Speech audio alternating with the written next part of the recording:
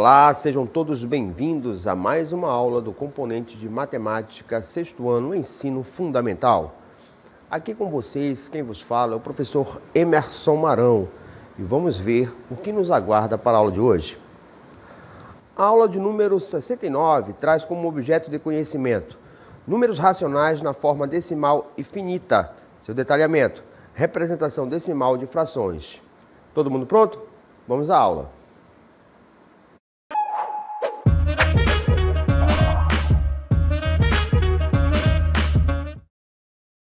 Muito bem, queridos alunos, como é de costume, antes de darmos início à aula, temos que fazer a definição do nosso conteúdo. Então, me acompanhem aí. Fração decimal. Por definição, uma fração decimal é uma forma de representar números racionais onde o denominador é uma potência de 10. Isso permite expressar números racionais de forma decimal, facilitando a compreensão e operações matemáticas. Por exemplo, 0,5 é uma fração decimal para 1 sobre 2, ou meio, onde o denominador é 10 elevado à primeira potência. Então, o que essa breve introdução aí nos diz? Que um número decimal, todo número decimal, ele pode ser representado por uma fração cujo denominador é uma potência de 10. No caso, 10 elevado a 1, que é 10, 10 ao quadrado, que é 100, 10 à terceira, que é 1000, e assim sucessivamente. Isso facilita e muito realizar diversos cálculos matemáticos envolvendo números decimais, principalmente operações, no caso de conteúdos que envolvam cálculo de porcentagem, beleza? Mas isso é um conteúdo para os próximos capítulos. Continuando. Geralmente, a fração decimal é uma maneira conveniente de representar números racionais em termos decimais, tornando a manipulação e compreensão desses números mais simples em muitos casos. Por exemplo, em determinadas situações você vai ter que fazer um cálculo com números decimais e para facilitar esse desenvolvimento, às vezes é conveniente transformar um número decimal em uma fração centesimal ou vice-versa. Então, como nós temos aqui, 1 sobre 100, é a mesma coisa que 0,01, porque nós temos aqui duas casas decimal, então a vírgula se desloca duas casas para a esquerda. 25 sobre 100 é a mesma coisa que 0,25, ou até mais, se nós quiséssemos, dependendo do contexto da operação matemática, poderíamos pegar tanto o numerador como o denominador e dividir pelo maior divisor comum entre eles, que no caso aqui é o próprio 25, Se nós pegarmos a fração centesimal aqui e dividirmos pelo MDC, que é 25, nós teríamos o quê? 25 dividido por 25, 1. E 100 dividido por 25, 4. Então, dependendo do contexto operacional, nós podemos sentir a necessidade de trabalhar com fração centesimal, com um número decimal, ou até mesmo com uma fração que represente a fração centesimal na sua forma irredutível. Então, isso vale para todas as situações. Não existe uma regra de fato que te force, que te obrigue a trabalhar com um número escrito só daquela forma, não. Se você desenvolve a questão, desenvolve o conteúdo em função da capacidade de compreensão sua, certo? Como você se sentir melhor, mais seguro e mais à vontade para desenvolver, você trabalha com o número que você achar mais confortável. No caso aqui, 3 sobre 100 é a mesma coisa que 0,03. 7 por 200, é a mesma coisa que 0,035. Nesse caso aqui, a gente observa aqui que nós temos aqui, o 200. E como é que nós chegamos nesse valor aqui? É muito simples, Tu tem aqui, 7 dividido por 200. Isso daqui é a mesma coisa que 7 dividido por 2, que multiplica 100. Aí nós dividimos 7 por 2. 7 por 2 é a mesma coisa que 3,5. No denominador só me restou quem? O 100. Deslocando a vírgula 2 casas para a esquerda, nós vamos ter o quê? 0,0, né? Que vai deslocar uma casa que é o 3, acrescento mais um 0, o 3 e o 5. Tá vendo? Depende muito da forma como que você enxerga e pode trabalhar esses números para facilitar o cálculo. Aqui no quinto exemplo, nós temos 125 sobre 1000. É a mesma coisa que 0,125, porque a vírgula saiu daqui, né? E foi para cá. Beleza? Bem, agora que nós estamos mais familiarizados com a forma, né, de números decimais escrito em formas centesimais, vamos ver como é que nós podemos trabalhar esses números para facilitar os nossos cálculos do nosso dia a dia. Me acompanhe. Situações de problema envolvendo fração centesimal. Exemplo de número 1. Então, diz o seguinte. Um estudante está medindo a quantidade de álcool em uma solução. Ele descobre que a concentração de álcool na solução é de 37%, ou seja, 37 sobre 100. Lembrando que todo número escrito em forma de porcentagem nada mais é do que uma fração centesimal. Se a solução tem um volume total de 250 ml, qual é a quantidade de álcool presente em mililitros, né? No caso aí, nessa nossa solução? Muito bem. Como é que nós resolvemos isso? Aqui nós temos, né, a quantidade de álcool na solução. Então nós pegamos a nossa concentração. Que concentração é essa? É aquela, né, porcentagem de álcool que há na mistura. No nosso caso, essa concentração, de acordo com a questão, é de 37%. Esse número pode ser escrito, né, em forma de fração centesimal. Então nós vamos ter o quê? Se é 37, é a mesma coisa que 37 sobre 100. Isso daí vale, tá, pessoal, para qualquer taxa percentual. Se nós tivéssemos, por exemplo, aqui, ó, 12%, certo? Para nós reescrevermos este número, né, em forma de uma fração centesimal, nós teríamos o quê? 12 dividido por 100, certo? Ah, se nós tivéssemos aí, vamos supor, 62%. Escrevendo essa taxa percentual em uma fração centesimal, nós teríamos o quê? 62 dividido por 100. E assim sucessivamente. Vamos retornar então aí a nossa questão aí do nosso exemplo. Então, a quantidade de álcool na mistura é igual à concentração percentual, que de acordo com o problema foi de 37%, foi não, é de 35%, multiplicado pelo volume dessa mistura. Correto? Então, como é que vai ficar isso daqui? Quantidade de álcool é igual a 37 sobre 100, que é a concentração, né? Já que é 37%, nós já colocamos aqui na forma de fração centesimal.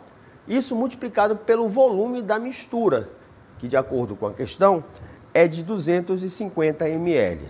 Muito bem. Então existem várias formas, né, de nós calcularmos isso daqui. Né? Vai de quem está desenvolvendo, né? Escolher uma estratégia que seja mais viável, né, mais segura para ser realizada por essa pessoa. Então aqui foi dividido 37 sobre 100, que só é deslocar a vírgula, né, 2 casas para a esquerda. Se a vírgula está ao lado do 7, então vai andar 2 casas para a esquerda, eu vou ter 0, né, vírgula 37, né? 2 casas, vírgula 0, acrescentado. Esse 0,37, a gente pode multiplicar aqui por 250. Né? Mas, professor, ali o senhor já colocou o resultado? Não, não tem problema não. Eu poderia fazer o seguinte, né, para facilitar esse cálculo.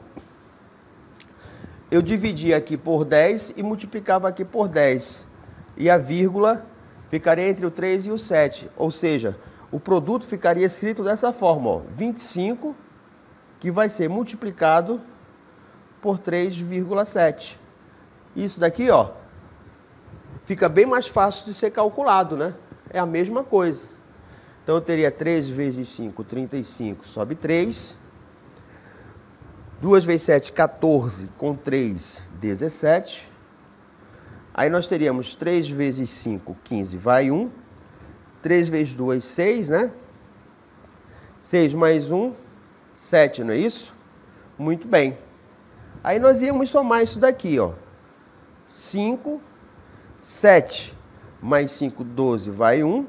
1 mais 1, 2. 2 mais 7, 9. Acrescenta aí, só tem uma casa decimal, acrescenta a vírgula aqui, ó, entre o 2 e o 5, porque foi só uma casa decimal.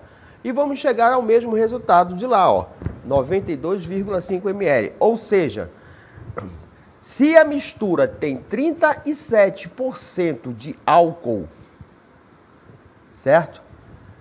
E o volume dessa mistura é de 250 ml, significa dizer que a quantidade de álcool nessa mistura é de 92,5 ml. Também poderíamos fazer esse cálculo de outras formas, né?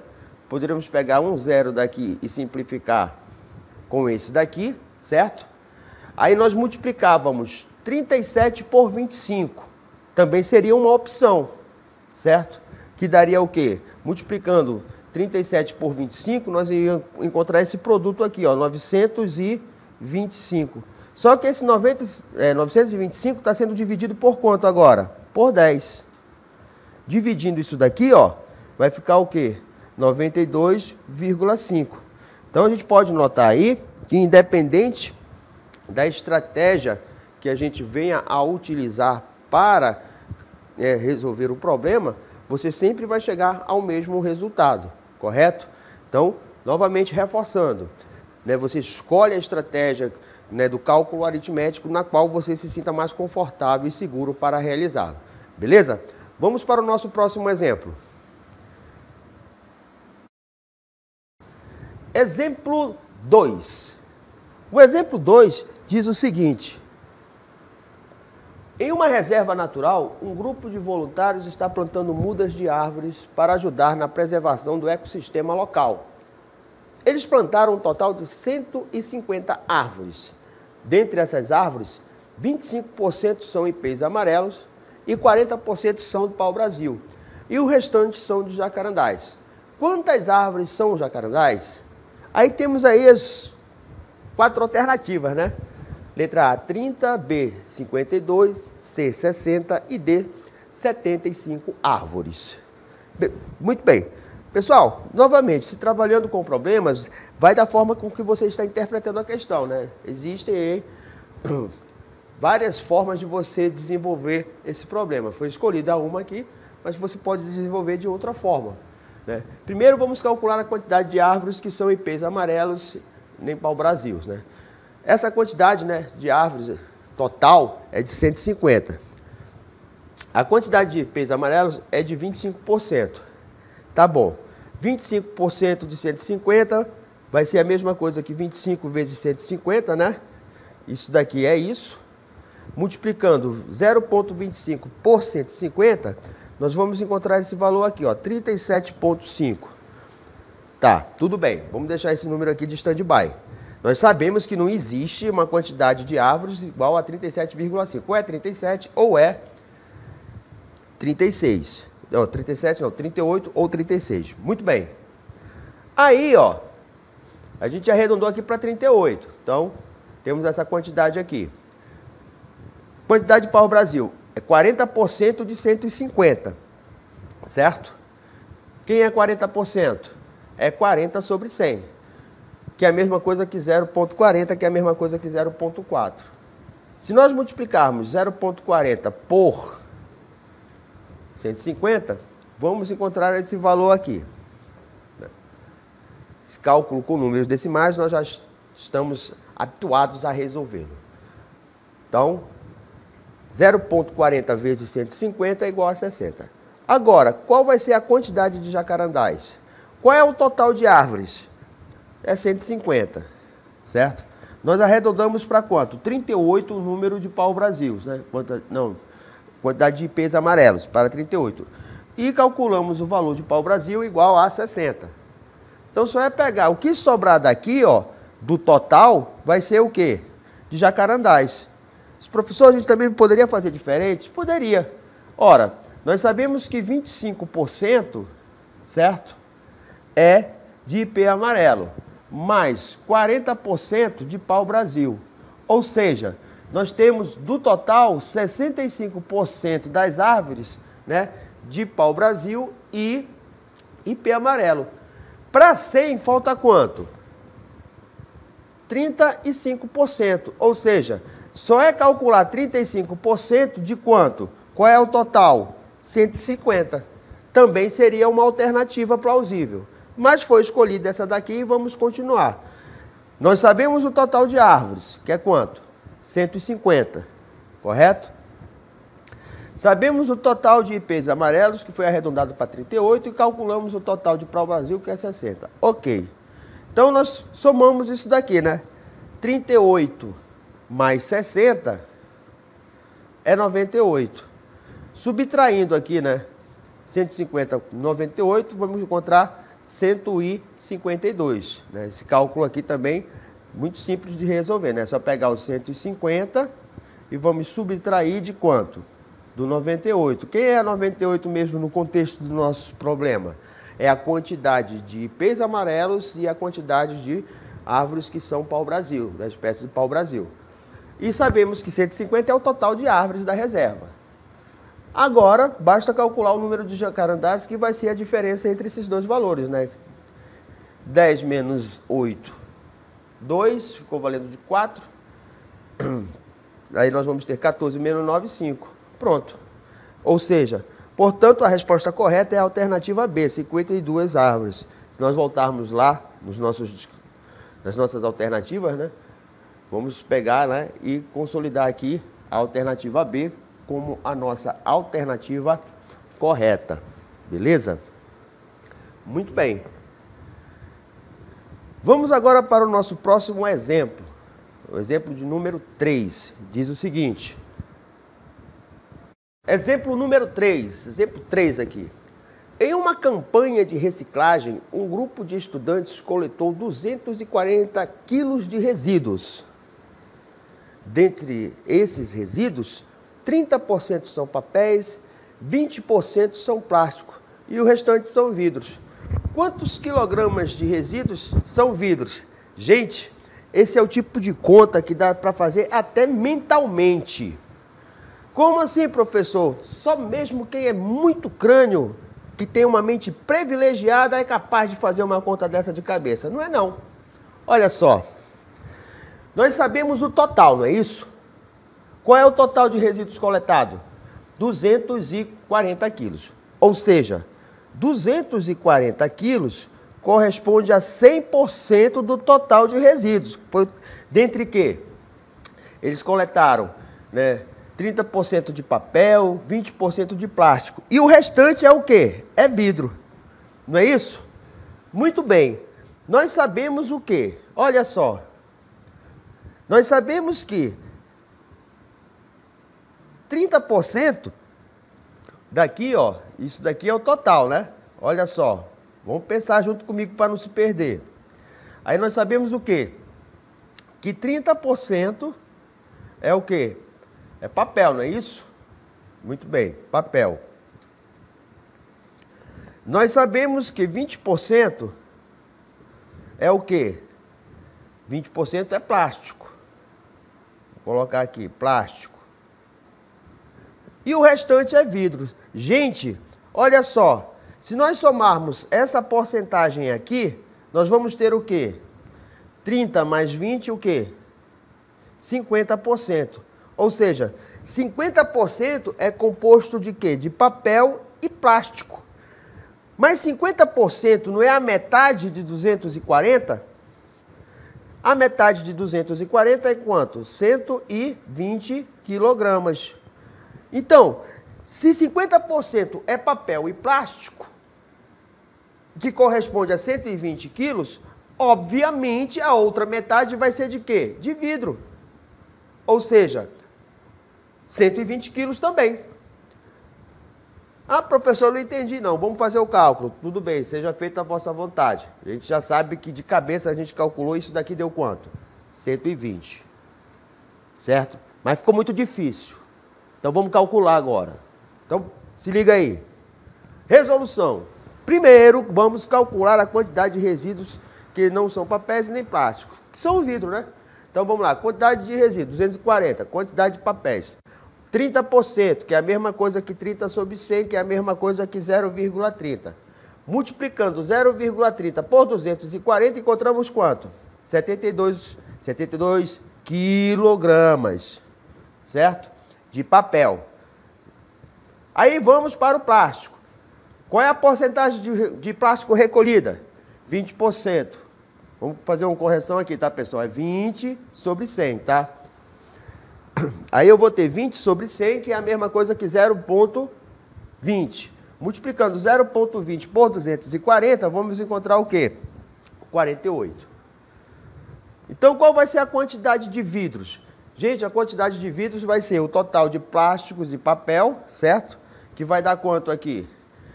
Aqui dá 10, vai 1, né? E aqui vai dar quanto? 20. Só que 240 menos 120 é o mesmo, dá 120. Ou seja, qual é a quantidade de vidros aqui? A quantidade de massa de vidro recolhida aí? 120 quilos. Agora, como foi falado lá no início, gente, quando a gente trabalha com um problema que envolve porcentagem, que você observa que ele te dá esse valor aqui, ó, 50% ou 25%, o cálculo fica bem mais fácil. Por quê? Eu sei que 50% representa quanto do total? A metade. Então, se o total é 300, qual é a metade, então? Qual é o 50% de 300? 50% de 300 vai ser o quê? 150. Ah, professor, e quando é 25%? 25% é a mesma coisa que você pegar o total e dividir por quanto? Por 4. Ah, tá. Então, se eu tivesse aqui, 300 representa o meu total. Quanto vai ser 25%? É só pegar esse 300 aqui, ó, e dividir por quanto? Por 4, que vai dar quanto? 75. Então, vocês têm que estar atentos para esses detalhezinhos aí, certo? Na hora do cálculo, eles ajudam bastante na resolução de determinadas questões. Muito bem, vamos para o nosso próximo exemplo, o exemplo de número 4. Diz o seguinte: em uma campanha de vacinação, um posto de saúde aplicou um total de 800 doses da vacina contra a Covid-19. Dentre essas doses, olha só, 60% foram aplicadas em idosos, 25% em profissionais de saúde e o restante em grupos prioritários. Correto? Muito bem. Gente, olha só, 60 foram para quem? Foram aplicadas em idosos, 25% em profissionais da saúde. Então, o restante em outros grupos prioritários. Gente, eu já tenho quanto aqui do total? Eu já tenho, ó, 60% mais 25%. Para chegar a 100, falta quanto? Vai faltar 15, não é isso? Porque 15 mais 25 vai ser igual a 40. 40 mais 60, 100. Então, significa dizer que os grupos prioritários representam quanto do total? 15%. Então, é só calcular 15% de quanto? De 800. Seria uma estratégia viável, né? Também daria para fazer esse cálculo aqui rapidinho, ó. eu tenho aqui que calcular 15% de 800. Então, isso daqui vai ser igual a quanto? Quem é 15%? É a mesma coisa que 15 sobre quanto? 100. E isso vai ser multiplicado por quanto? Por 800, né? Então, ó, simplifico esses dois zeros aqui, multiplico 15 por quanto? Por 8. Olha só, 15 que multiplica 8. 5 vezes 8, 40, vão 4, né? 8 vezes 1, 8, com 4, 12. Ou seja, qual foi o número, né, de doses aplicadas para grupos prioritários? 120. Olha as alternativas aqui, ó. Logo na letra A, de cara, a gente encontra aqui, ó, 120 doses. Professor, essa sua estratégia aí não rolou, não. Vamos fazer outro jeito. Bora lá. Como é que a gente pode fazer aqui? Primeiro, vamos calcular a quantidade de doses que foram aplicadas em idosos e profissionais da saúde. Vamos lá. 60 em idosos. É a mesma coisa aqui, 60 sobre 100, que é a mesma coisa aqui, 0,60, multiplica 800. Isso vai me dar um total de doses que foram aplicadas em idosos, totalizando 480. Então, a gente já sabe quantas doses foram aplicadas nos idosos, 480. Agora, vamos calcular a quantidade de doses em profissionais da saúde. Foi quanto? 25%. Quem é 25%? 25 sobre 100. Que é a mesma coisa que 0,25, que multiplicado por 800, que foi o total de doses, é igual a 200. Ok. Agora, qual é a quantidade de doses em outros grupos prioritários? Vai ser o quê? O total de doses, que é 800, excluindo as doses que foram aplicadas, né, em idosos, 480, e nos profissionais da saúde, 200. Ora, 480 mais 200 é igual a 680. Aí eu vou ter 800 menos 680. A diferença entre esses dois valores é de quanto? 120, que corresponde ao quê? A quantidade de doses que foi aplicada, né, nos grupos aí prioritários. Então, observe que, independente da forma, né, que foi utilizada aqui, né, você pode utilizar ali calculando apenas a porcentagem do total que se refere, ou você pode calcular as porcentagens dadas e somar esses valores, né, e vai subtrair do total, vai obter. Essa estratégia aí, ela é válida para quantas classes de porcentagem a questão possua. Nesse caso aí, nós só usamos duas, né? Usamos papel e plástico para encontrar a quantidade de vidro. Agora calculamos o quê? Calculamos a quantidade de doses para idosos e profissionais da saúde, para depois encontrar o número de doses nos grupos prioritários. No primeiro exemplo lá, nós calculamos a quantidade de árvores, né, que eram compostas apenas por jacarandá, sabendo a porcentagem das árvores que eram compostas pelas espécies de pau-brasil, né, e da outra espécie lá, que era o ipê amarelo.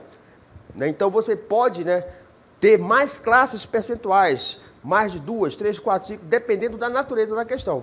O importante é que você saiba determinar aí a quantidade que está sendo solicitada no comando da questão. Beleza? Queridos alunos, essa foi a nossa aula de hoje. Espero que vocês tenham gostado e até a nossa próxima aula.